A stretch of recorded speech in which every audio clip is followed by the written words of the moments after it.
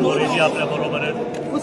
त्यांनी पण आणि त्यांच्या पक्षाने काँग्रेसने पण खूप चांगला निर्णय घेतला. खरं तर ही निवडणूक महत्वाची काय, कारण ही निवडणूक आपण सर्व दादांच्या साठी करत आहोत.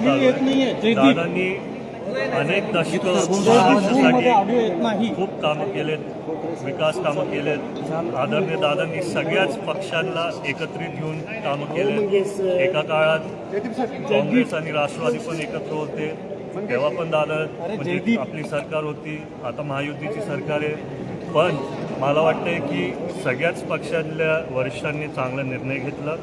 दादांना तसं खरी आदरांजली म्हणून हा निर्णय घेतला आणि मी त्यांच्या सर्वांचा खूप खूप आभार मानतो. आता कालपासून आम्ही सगळ्याच उमेदवारांना भेटतोय.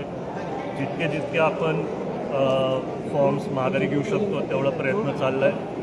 पण ज्यांची काय उमेदवारांची काय मागणी होती, नाहीतर खरं तर त्यांच्या एकदम छोट्या मागण्या होत्या की आमचं इथं कुठेतरी काम अडकलं आहे, नाहीतर आम्हाला इथं तरी मदत पाहिजे, नाहीतर आम्हाला तुमच्यापर्यंत पोहोचून तिथं आधी दिलं नाही. तर असे त्यांचे काय कारणे होते.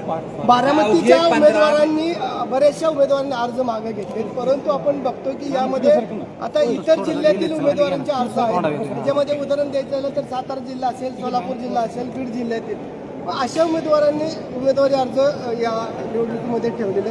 अशा उमेदवारांना आपण काय सांगाल? उमेदवारांना बघा, तुम्हाला मी आधी पण बोललो आहे, दादा असताना पण मी सारखं बोलत आलो आहे की सगळ्यांना निवडणूक लढायचा अधिकार असतो.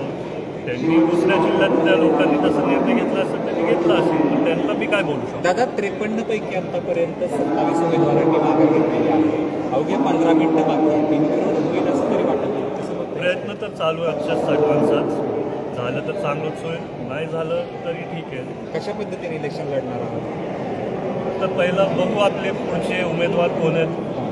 आकाश मोरेजी आपल्याबरोबर आहेत, एक मोठा पक्ष म्हणून त्यांनी तिथं उमेदवारी दाखल केलेली, पण त्यांनी तो नाकारला आहे. तर आता कुठेतरी आम्हाला पण मनाला बरं वाटतं की सगळेच पक्ष एकत्रित येऊन दादांसाठी ही निवडणूक लढतील आणि भविष्यात त्यांच्या पण पक्षाचे काय कुठले प्रॉब्लेम वगैरे असतील, अडचणी असतील, त्याच्यात आम्ही त्यांना नक्कीच साथ देऊ. काँग्रेसचे आभार मानताय?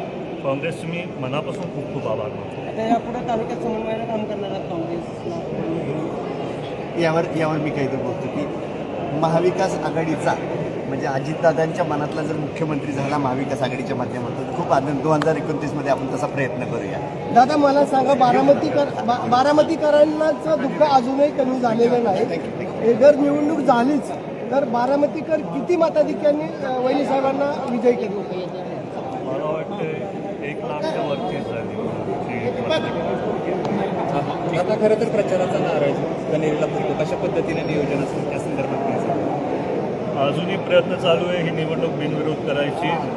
जर नाही झाली तर आपण त्याच्याबद्दल मी तुम्हाला भविष्यात सांगेल. पण मला वाटते जर तशी वेळ आलीच तर दादांच्यासाठी आमच्या मनात आहे की कनेरीला जाऊन पाया पडायचे आणि तिथं आपली पहिली सभा व्हायची. तर त्या दिवशी नुसतं तिथं जाऊन बसायचं, दादांना एक श्रद्धांजली म्हणून तिथं अर्धा तास बसायचं, त्या दिवशी प्रचार नाही करणार आणि त्याच्या पुढे आपण सभा होणार त्या दिवशी तिथे नाही, सभा मी नाही करणार.